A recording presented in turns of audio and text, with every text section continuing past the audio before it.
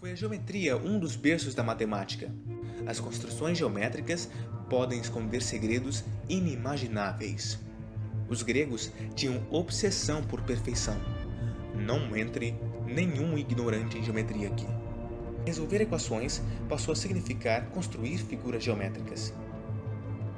Uma peste incontrolável assolava a cidade de Atenas. Os atenienses continuaram a sofrer com a peste e muitos morreram, só porque não conseguiram construir esse número.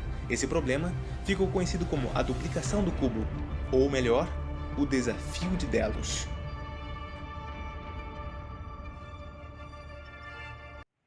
Vamos continuar aquela conversa sobre construções geométricas que começamos no vídeo anterior.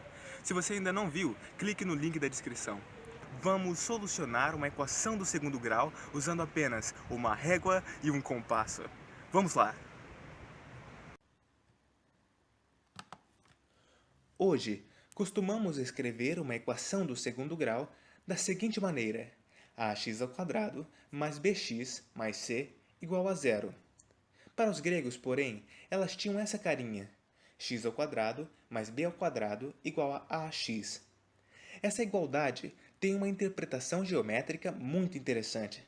Ela diz que a soma entre a área de um quadrado cujos lados são x e a área de um outro quadrado cujos lados são b é igual à área de um retângulo cujos lados são x e a. Sabemos hoje que essa equação grega pode ser rearranjada passando ax para o outro lado negativo. Assim, tornamo-la uma equação simples, muito bem conhecida, que pode ser resolvida aplicando a amada fórmula de Bhaskara. Assim, separando essa expressão em dois termos e substituindo esse radical por o número r, temos as soluções da equação: x' igual a a sobre 2 mais r sobre 2 e x duas linhas igual a sobre 2 menos r sobre 2. Manipulando a expressão do radical, vemos que r² mais 2b² é igual a a². Isso é Pitágoras. Horas. Geometricamente, essa equação simboliza um triângulo retângulo, cujos catetos são r e 2b, e cuja hipotenusa é a. Como nosso desejo aqui é determinar as soluções daquela equação do segundo grau, nosso objetivo é, na verdade, encontrar os segmentos de reta cujos comprimentos sejam iguais às raízes. Agora sim, vai começar a nossa diversão. Considere que os segmentos ao lado sejam A e B. Inicialmente, vamos traçar uma reta e marcar sobre ela um ponto, de onde começaremos todas as nossas construções. Em seguida, abrimos o compasso e marcamos com ele o tamanho do segmento de reta B. Mantendo essa abertura, colocamos a ponta seca do compasso no ponto sobre a reta e desenhamos um círculo. O raio desse círculo marca exatamente o tamanho de B. Fazemos isso mais uma vez e temos o lado 2B do triângulo. Agora, o que faremos é traçar uma reta perpendicular à extremidade desse segmento. Para isso, com o compasso, determinamos dois pontos equidistantes. Deles, desenhamos dois círculos de raios iguais quaisquer. A intersecção desses círculos nos dá um ponto que permite encontrar uma reta perpendicular à reta original. Nossa missão agora é determinar a hipotenusa desse triângulo. Para isso, abrimos novamente o compasso para medir o segmento de reta A.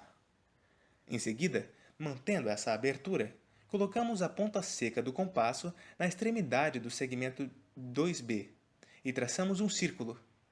A intersecção desse círculo com a reta perpendicular dá o ponto exato em que a hipotenusa se encontra com o cateto R. E, voilá! Temos o nosso triângulo já. Mas os valores que realmente queremos são a metade de R e A. O que devemos fazer é a mediatriz do segmento R, que vai dividir esses lados em partes iguais.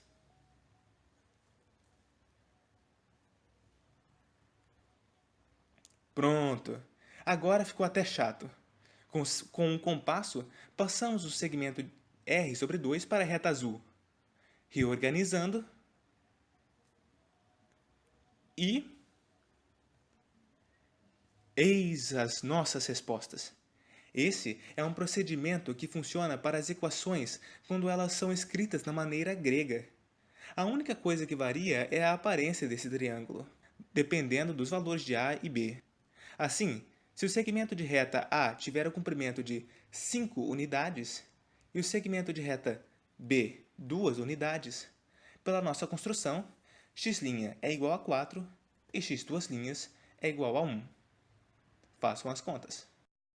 Mas lembrem-se, só podemos resolver uma equação do segundo grau com régua e compasso porque todos os números envolvidos são construtíveis, conforme explicado no vídeo anterior. Outros problemas não têm a mesma sorte, como os 3 problemas gregos.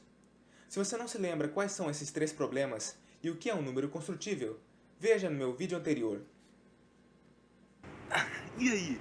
É incrível como a matemática pode sempre nos surpreender, e os gregos foram um dos povos mais entusiastas dela.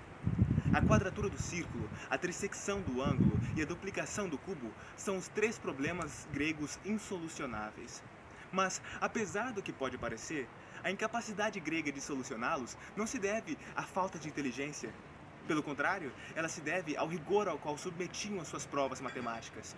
Porque se não fosse assim, provavelmente teriam adotado uma solução menos precisa, menos correta, e teriam chegado a soluções errôneas. O que importa é que esses 3 problemas foram solucionados, mas com instrumentos diferentes de régua e compasso, para desgosto de Platão.